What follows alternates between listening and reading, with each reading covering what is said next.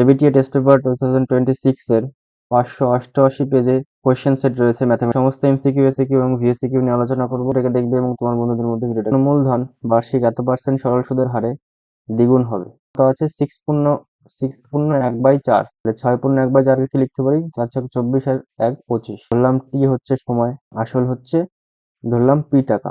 এবার দ্বিগুণ হয় মানে কত হবে? 2p টাকা। তাহলে সুদ সমান কত হবে বলতো? পি মাইনাস পি মানে হচ্ছে পি টাকা। তাহলে এই পি সমান সমান আমরা কি বলতে পারবো? পি ইন্টু আর জায়গায় কত বসাবো? 20p, আর নিচে 100, আর এই যে 4টা ছিল এই 4টা নিচে এসে গুণ হয়ে গেল। তাহলে এটা কেটে গেল, এটা কেটে গেল। 25 দিয়ে 100 কাটলে 4। তাহলে এখান থেকে আমরা টি সমান সমান কত বলতে পারি? 4 4 16। 16টা দিকে আসবে, একের সাথে গুণ হবে, তাহলে 16 হবে। মানে 16 বছর পরে গিয়ে আসলটা দ্বিগুণ হবে এত % সরল সুদের হারে। তাহলে অপশন নাম্বার ডি হবে এটার অ্যান্সার।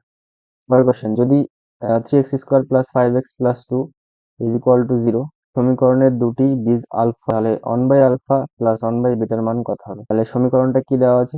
সমীকরণটা দেওয়া আছে 3x² + 5x + 2 = 0, আর বিটা হচ্ছে দুটো বীজ, আর আমাদের এই দুটোর মান বের করতে বলেছে।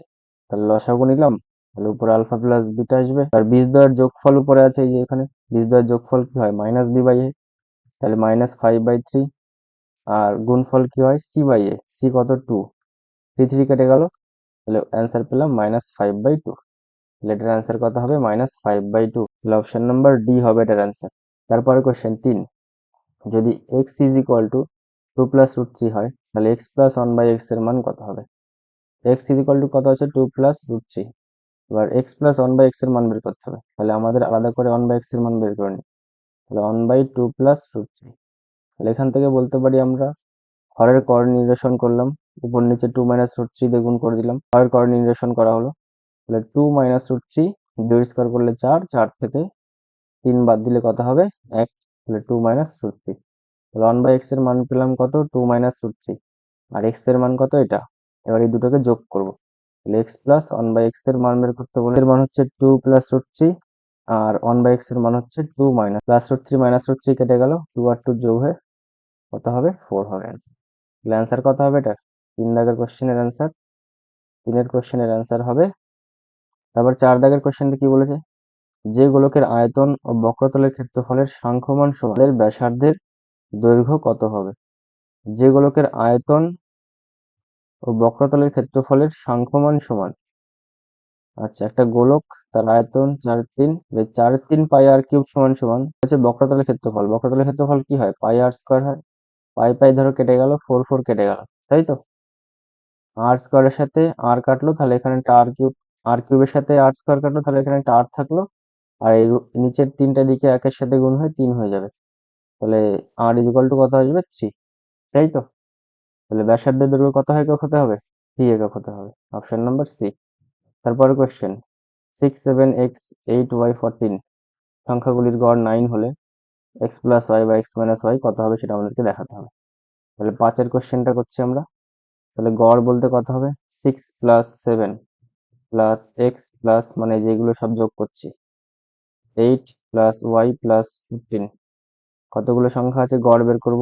তাহলে শেষ ততগুলো সংখ্যা দিয়ে ভাগ করব। 1 2 3 4 5 6, 6 দিয়ে ভাগ করলাম। আর গড় বলেছে কত? সংখ্যাগুলির গড় 9। তাহলে এখান থেকে আমরা বলতে পারবো x + y সমান সমান কত হবে? 6 নং কত? 54। 54 থেকে কত বিয়োগ করব? 7 আর 6 13, 13 আর হচ্ছে 8 কত হয়? 21, 21 আর 14 35। তাহলে 35 বিয়োগ করলাম এখান থেকে। তাহলে এখান থেকে 35 বিয়োগ করলে পাবো হচ্ছে 15 আর 4 19। তাহলে x + y এর মান কত হবে? 19, তাই তো? অপশন নাম্বার বি হবে এটার অ্যান্সার। পরে 6 কোশ্চেনটা কি আছে? বলা আছে cos 43 sin 43 cos 47 plus cos 43 sin 47 এর মান কত হবে? এটার মান 1 হবে। সেটা আমি নর্মালি এখানে করে দেখিয়ে দেবো কি? চলো এখানে নর্মালি করে দেখিয়ে দিচ্ছি।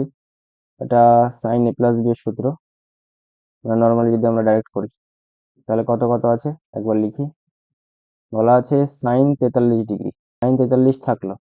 এবার দেখো cos 47 কে আমরা sin 43 একবার দেখবে ওই 90 ডিগ্রি মাইনাস করে এটা লেখা যায়। এবার হচ্ছে cos 43 থাকলো, sin 47 কে আমরা cos 43 লিখতে পারি, cos 43 লিখতে পারি। ওই 90 ডিগ্রি মাইনাস থিটা দিয়ে। তাহলে দেখো এটা sin 43 গুণ হয়ে কত হবে, সাইন স্কোয়ার 43 হবে, আর এটা cos 43 হবে, cos স্কোয়ার 43 হবে। তাহলে sine square theta plus cos square থিটার মান কত হয়, 1। তাহলে এটার মান কত হবে, 1 হবে অ্যান্সার। তারপরের কোশ্চেন গুলো দেখি কি আছে। বলা আছে এ ও বি এর মূলধনের অনুপাত এত, 4:5।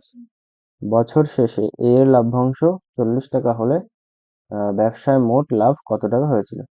ধরলাম ব্যবসায় মোট লাভ x টাকা হয়েছিল, ধরলাম ব্যবসায় মোট লাভ x টাকা হয়েছিল, হ্যাঁ। এ এর মূলধন কত, ধরলাম 4। বি এর মূলধন কত, ধরলাম 5।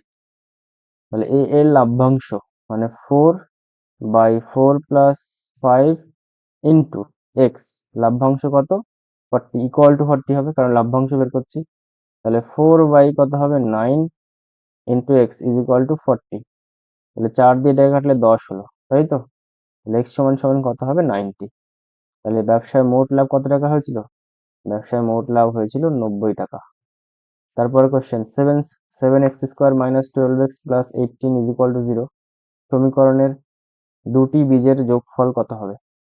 দুটি বীজ ধরলাম আলফা আর হচ্ছে বিটা। এবার যে কোনো দ্বিঘাত সমীকরণের দুটি বীজের যোগফলের সূত্র কি হয়, -b/a। তাহলে -b বলতে এখানে কত আছে, -12 আছে, তাই তো। আর এ কত আছে 7। তাহলে -12 বাই হচ্ছে 7। এই মাইনাসটা হচ্ছে সূত্রের মাইনাস, আর এই মাইনাসটা হচ্ছে এই যে 12 এর আগে মাইনাস রয়েছে তাই। তাহলে 12/7 হবে এটার অ্যান্সার। তাহলে যোগফলের সূত্র কত হবে, 12/। তারপর কোশ্চেন, যদি A varies B, A varies B, B varies 1/c হয়, তাহলে এ ও সি এর মধ্যে বি ইজ ইকুয়াল টু কি হবে, k1/c ধরলাম এটাকে, k1/c। এবার এখানে মানটা বসিয়ে দাও। তাহলে কে থাকলো, বি এর জায়গায় কত বসাবো, k1/c, তাই তো। এবার এখান থেকে আমরা কি বলতে পারি, k1 আর k2 ধরো, k1 আর k গুণ হয়ে ধরলাম k2 হলো, তার সঙ্গে 1/c থাকলো। এ ইজ ইকুয়াল টু কি আসবে, k2 ইন্টু 1/c। এবার এটাকে যদি আমরা এই সমান সমান আর কনস্ট্যান্ট তুলে দিই, তাহলে আমরা এখান থেকে বলতে পারি এ ভ্যারিজেস 1/c হবে।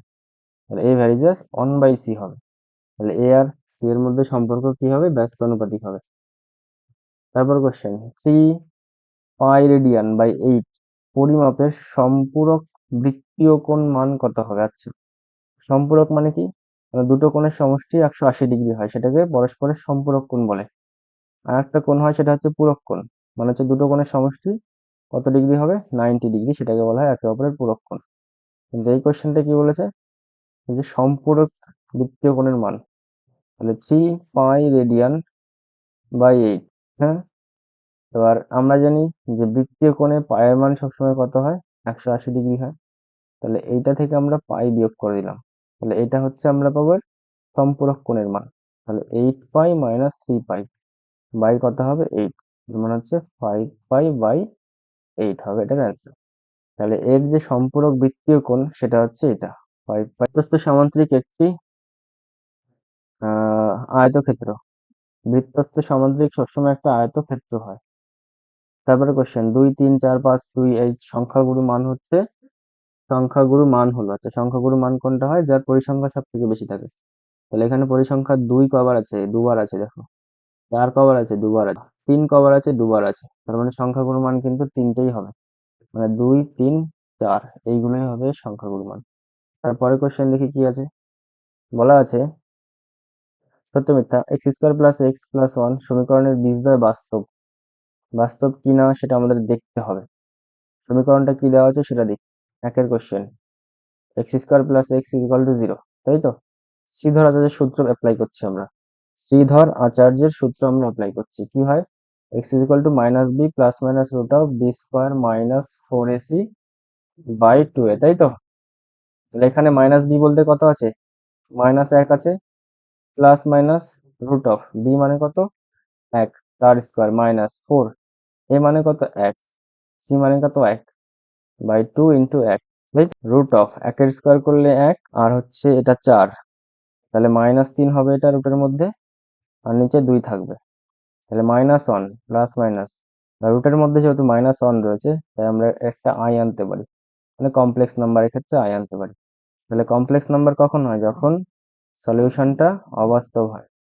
তাহলে কি হবে এটা, সমীকরণের বীজদ্বয় বাস্তব বলেছে, কিন্তু বাস্তব হবে না, এটা অবাস্তব হবে, তাহলে এটা মিথ্যা হবে। তারপরে কোশ্চেন, এত এর অনুবন্ধীকরণই হচ্ছে এটা, না এটাও মিথ্যা। অনুবন্ধীকরণের ক্ষেত্রে কি হয়, শুধু রুটের আগে চিহ্নটা চেঞ্জ হয়, মানে √2 এর আগে প্লাস রয়েছে, যদি এখানটায় মাইনাস হতো তাহলে এটা ঠিক ছিল, কিন্তু এটা মিথ্যা হবে। তারপর কোশ্চেন, 3 সেমি ও 7 সেমি ব্যাসার্ধ বিশিষ্ট দুটি বৃত্ত পরস্পরকে বহিঃস্পর্শ করলে তাদের কেন্দ্রদ্বয়ের দূরত্ব কত হবে? ধরে নাও এরকম একটা বৃত্ত 3 সেন্টিমিটার ব্যাসার্ধ বিশিষ্ট, আর একটা বৃত্ত এরকম হচ্ছে 7 সেন্টিমিটার ব্যাসার্ধ বিশিষ্ট। এটা 3 আর এটা 7, এটা 7 আর 3 যোগ হয়ে কত হবে?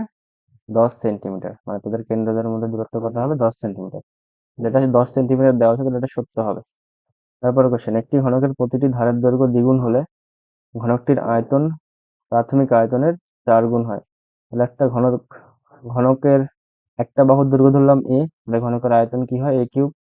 এবার দৈর্ঘ্য দ্বিগুণ হওয়া মানে 2a হবে, তাহলে সেক্ষেত্রে আয়তন কি হবে? 2a তার হোল কিউব হবে। তাহলে 2a তার হোল কিউব হওয়া মানে কত হবে? 8a কিউব, মানে হচ্ছে আগের আয়তনের 8 গুণ হয়ে যাবে, কিন্তু এখানে 4 গুণ বলেছে, তাহলে এটাও মিথ্যা হবে। তারপরে কোশ্চেন, sec থিটা এর মান সর্বদা এক অপেক্ষা বৃহত্তর, সর্বদা 1 থেকে বড়। দেখো sec 0 এর মান কত হয়? 1, তাই তো? আহ তার মানে কি এটা 1 এর সমানও হচ্ছে, 1 থেকে যে সবসময় বড় হবে তা না, 1 এর সমানও হয়, তাই তো?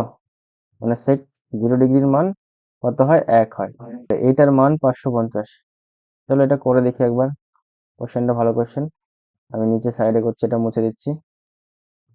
আয়ের মান 1 থেকে শুরু হবে 10 অব্দি, 10 ইন্টু আই, 10 গুণ 2 প্লাস 10 গুণ 3 প্লাস ডট ডট ডট 10 গুণ কত হবে? 10। সব সব জায়গা থেকে আমরা 10 কমন নিতে পারি, দেখো তাহলে 1 থাকে, 2 থাকে, 3 থাকে, ডট ডট ডট 10 অব্দি থাকে এরকম, তাহলে 10 থাকলো। এবার 1 থেকে 10 অব্দি স্বাভাবিক সংখ্যার যোগফলের সমষ্টি কি হয়? n ইন্টু n মান হচ্ছে 10, 10 minus 1, n into n plus 1, plus 1 হয় এটা, বাই হচ্ছে 2 হয়। 10 গুণ 10 আর 11 মানে হচ্ছে 110 বাই 2, এটা দিয়ে এটাকে কাটলে 5, 5 11 55, তাহলে এটা কি হবে? এটা সত্য হবে, 585 এরা বলেছে। আশা করি প্রত্যেকটা কোশ্চেনের অ্যান্সার তোমরা খুব ভালো করে বুঝতে পেরেছো। তোমার বন্ধুদের মধ্যে শেয়ার করে দেবে এবং চ্যানেলটাকে গ্রো হতে সাহায্য করবে।